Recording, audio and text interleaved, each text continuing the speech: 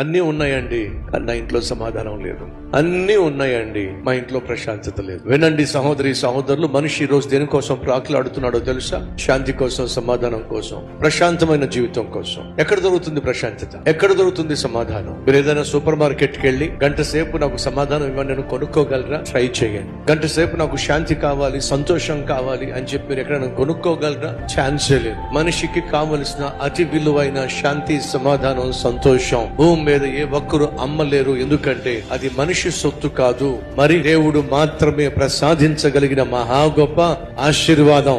శాంతి, సమాధానం, సంతోషం అవి ఈ లోకంలో ఎక్కడా మీకు దొరకవు. కేవలం దేవుని దగ్గర మాత్రమే దొరుకుతాయి. బైబిల్ సెలవిస్తుంది, ఆయన ఆలోచనకర్త, ఆయన సమాధానకర్త. సమాధానాన్ని సృష్టించువాడు దేవుడు, శాంతిని ప్రసాదించువాడు దేవుడు, సంతోషాన్ని అనుగ్రహించువాడు కూడా దేవుడే.